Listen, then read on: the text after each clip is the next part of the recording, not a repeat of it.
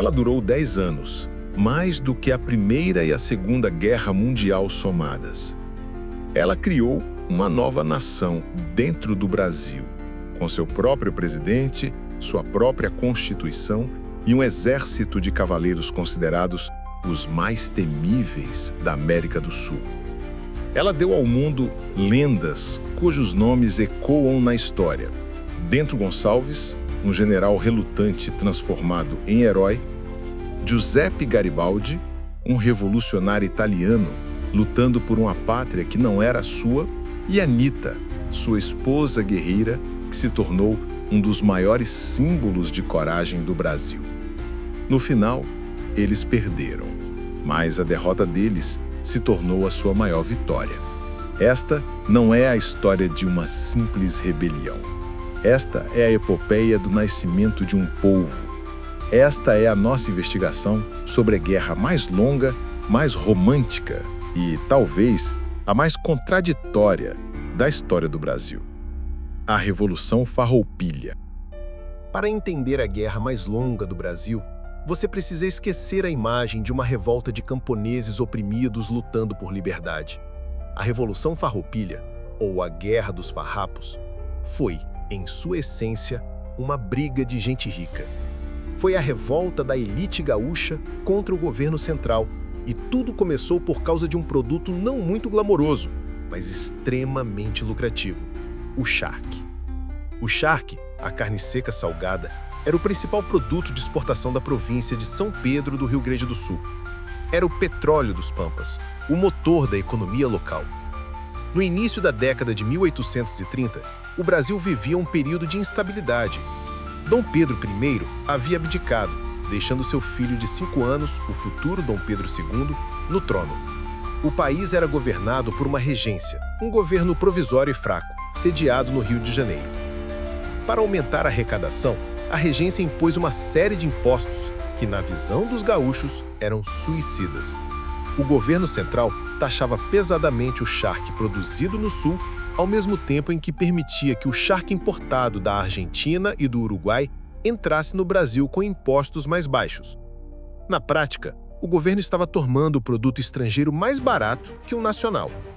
Para os estancieiros, os poderosos donos de vastas fazendas de gado que formavam a elite gaúcha, isso era um insulto intolerável. Eles se sentiam traídos e explorados pelo Rio de Janeiro. Eles produziam a riqueza, lutavam nas fronteiras para defender o território brasileiro, mas na hora de fazer negócios, eram punidos pelo seu próprio governo.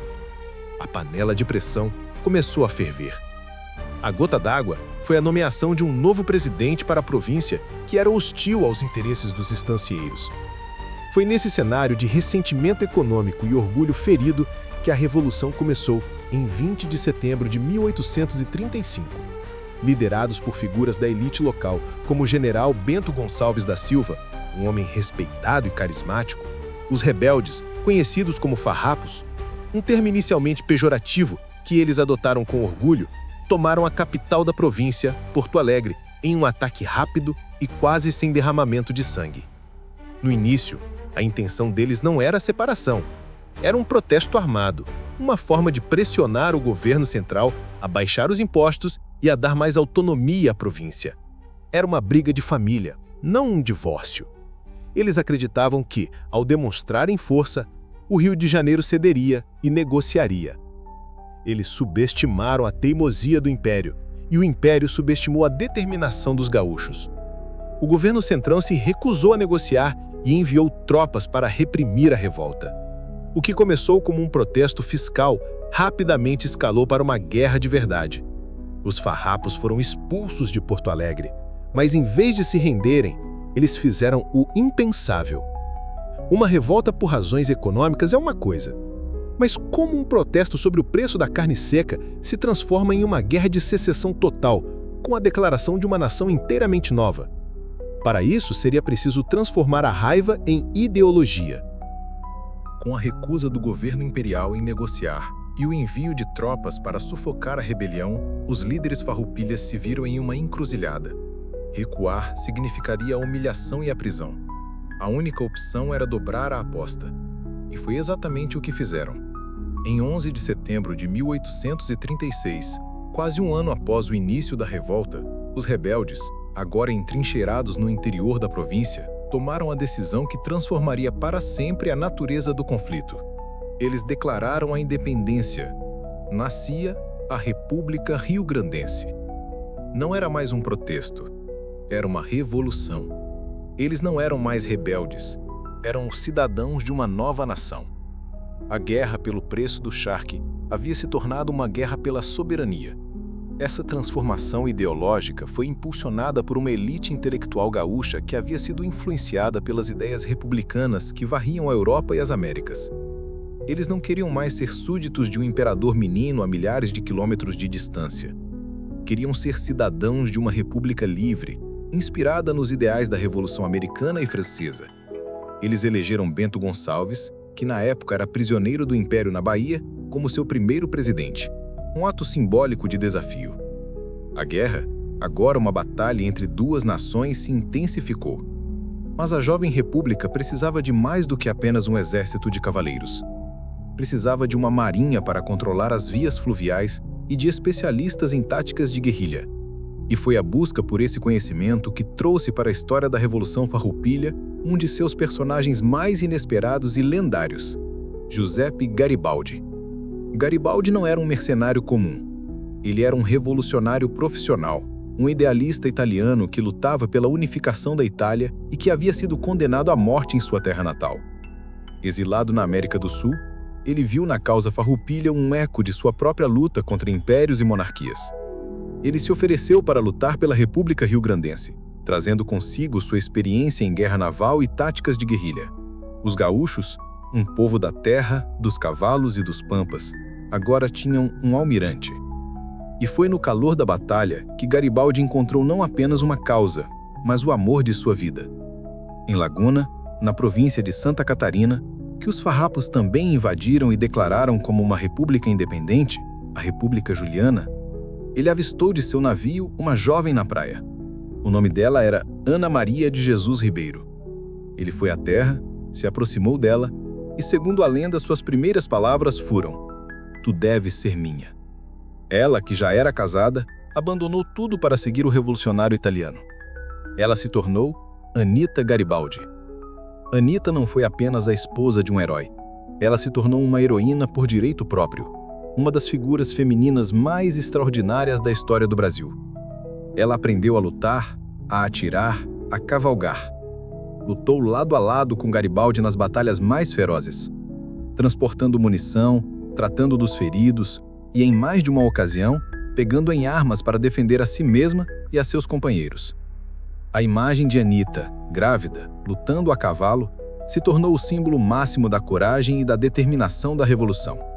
A saga de Giuseppe e Anita Garibaldi, o casal de revolucionários lutando por liberdade em uma terra estrangeira, deu à Guerra dos Farrapos uma dimensão épica e romântica que a transformou em uma lenda internacional. A jovem república agora tinha tudo: um território, um presidente, uma constituição, um exército de cavaleiros temíveis e um casal de heróis lendários que pareciam saídos de um romance. Mas o Império do Brasil era um gigante, com recursos humanos e financeiros infinitos. Como uma pequena república agrária, mesmo com toda a sua bravura e seus heróis, conseguiu resistir por uma década inteira contra uma força tão esmagadoramente superior. A razão pela qual a Guerra dos Farrapos se arrastou por uma década sangrenta não foi a falta de esforço do Império do Brasil. Pelo contrário, o governo central enviou seus melhores generais e dezenas de milhares de soldados para esmagar a rebelião. A razão pela qual a guerra se tornou um atoleiro sem fim está na natureza assimétrica do conflito. Não foi uma guerra de grandes exércitos se enfrentando em batalhas campais decisivas. Foi uma guerra de guerrilha em uma escala continental. Um jogo brutal de gato e rato travado na imensidão dos pampas gaúchos. A principal arma da República Rio-Grandense não eram seus canhões ou sua infantaria, era sua cavalaria. Os cavaleiros gaúchos, os lanceiros, eram considerados os melhores do continente. Nascidos e criados na sela, eles eram um com seus cavalos. Eles conheciam cada colina, cada riacho, cada esconderijo dos pampas. Eram mestres da guerra de recursos, ataques rápidos e mortais a colunas de suprimentos, emboscadas a destacamentos isolados do exército imperial e a capacidade de desaparecer na paisagem antes que o inimigo pudesse reagir. Eles não precisavam derrotar o exército imperial em uma única batalha. Precisavam apenas sangrá-lo, exauri-lo, quebrar seu moral e sua linha de suprimentos. O exército imperial, por outro lado, era uma força convencional, pesada e lenta, mais adequada para uma guerra europeia. Seus soldados, muitos deles recrutados à força no norte e nordeste do Brasil, não estavam acostumados ao frio do inverno gaúcho, nem ao terreno aberto dos Pampas.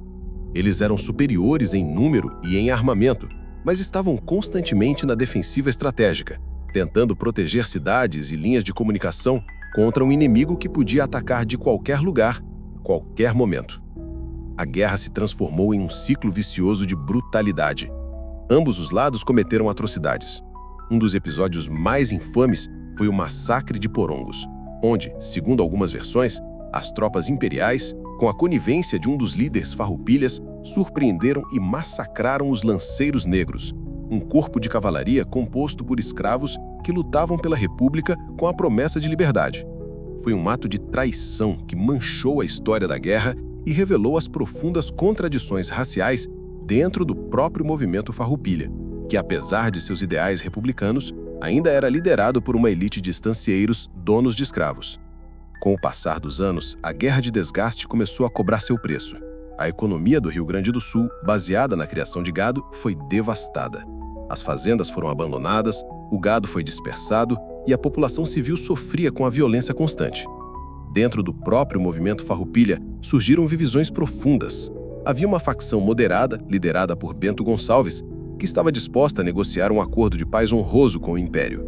E havia uma facção radical, que exigia a independência a qualquer custo e não aceitava nada menos que a vitória total. Do lado do Império, a paciência também estava se esgotando. A guerra consumia recursos preciosos e desestabilizava a política nacional. Dom Pedro II, agora um jovem imperador, queria pacificar o país. Em 1842, o governo imperial mudou de estratégia. Em vez de tentar vencer a guerra apenas pela força, eles enviaram um novo comandante para a região. Um homem que era, ao mesmo tempo, um soldado brilhante e um político astuto. Luís Alves de Lima e Silva, o futuro Duque de Caxias. Caxias não chegou para destruir os gaúchos, mas para seduzi-los. Ele ofereceu anistia, respeito e, o mais importante, uma promessa de negociação justa. Após quase uma década de derramamento de sangue, com ambos os lados exaustos e sem perspectiva de uma vitória militar decisiva, o palco estava montado para o fim da guerra. Mas como uma guerra tão épica e tão cheia de paixão termina? Não com uma batalha final, mas com um dos acordos de paz mais inteligentes e pragmáticos da história. Depois de 10 anos de uma guerra que nenhum dos lados conseguia vencer de forma decisiva, a exaustão se tornou a principal força política no Rio Grande do Sul. Os farrapos eram mestres da guerrilha, mas não tinham recursos para derrotar o Império. O Império tinha os recursos, mas não conseguia esmagar a resistência gaúcha. A chegada do Barão de Caxias, o futuro Duque de Caxias, como novo comandante das forças imperiais, mudou a dinâmica da guerra. Caxias era um soldado implacável, mas também um negociador brilhante. Ele entendeu algo que seus predecessores não entenderam: o orgulho gaúcho. Ele sabia que os farrapos jamais aceitariam uma rendição humilhante. Caxias combinou uma estratégia militar de pressão contínua com uma inteligente ofensiva diplomática.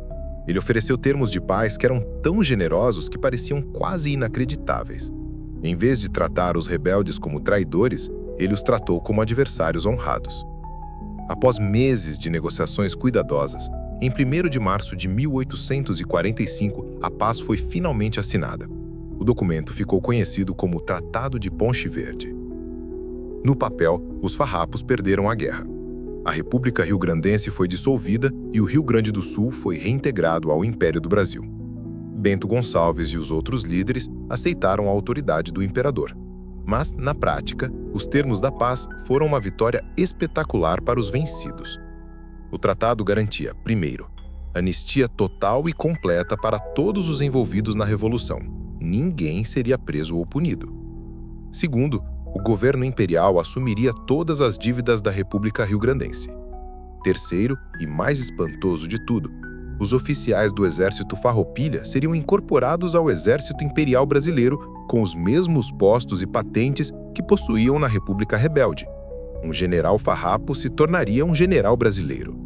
E, para resolver a questão econômica que deu início a tudo, o governo impôs uma taxa de 25% sobre o charque importado, protegendo finalmente a indústria gaúcha. Os farrapos entregaram as armas, mas ganharam a paz em seus próprios termos. Eles foram os vencidos vitoriosos. Caxias, com sua sabedoria política, entendeu que a única forma de pacificar o Sul era integrar a sua elite guerreira ao Império, e não humilhá-la. Mas o verdadeiro legado da Revolução Farroupilha vai muito além de um tratado. Embora a República Independente tenha durado apenas 10 anos, a guerra forjou uma identidade regional como nenhuma outra no Brasil. A experiência de lutar por uma década contra o poder central, de ter sua própria nação, seus próprios heróis e suas próprias lendas, criou um sentimento de orgulho e excepcionalismo gaúcho que perdura até hoje. A figura do gaúcho a cavalo, livre nos pampas, se tornou o arquétipo do homem rio-grandense. Politicamente, a guerra transformou o Rio Grande do Sul. A elite gaúcha, antes marginalizada, se tornou uma das forças mais influentes na política do Império e, mais tarde, da República. A experiência militar adquirida na guerra tornou o exército gaúcho uma força temida e respeitada, que desempenharia um papel crucial em eventos posteriores, como a Guerra do Paraguai e a Proclamação da República. A Revolução, mesmo derrotada, ensinou ao resto do Brasil que o Rio Grande do Sul não podia ser ignorado. No final, a Guerra dos Farrapos é a história de um paradoxo. Foi uma rebelião que falhou no seu objetivo principal, a independência, mas que teve um sucesso retumbante em todos os outros. Ela não criou uma nação, mas forjou a identidade de um povo. Seus líderes foram derrotados no campo de batalha, mas foram imortalizados como heróis na memória coletiva. A República Rio-Grandense pode ter morrido em 1845, mas o espírito farroupilha, o orgulho de uma terra e de um povo que ousaram desafiar um império, se tornou uma parte indelével e romântica da alma do Brasil. A epopeia farroupilha é mais do que uma guerra. É a história de como a identidade é forjada no fogo do conflito e de como às vezes as derrotas podem ser mais importantes que as vitórias.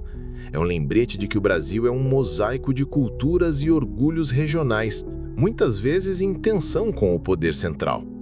Se você acredita que entender essas grandes sagas regionais é fundamental para compreender a complexidade do Brasil, junte-se à nossa expedição. Inscrever-se no canal é a sua forma de garantir que continuemos a contar as histórias que formam a nossa nação. Deixe seu like e comente. Você acha que os farrapos eram heróis separatistas ou uma elite defendendo seus próprios interesses? Aqui, nós não apenas contamos histórias, nós escavamos os alicerces do mundo.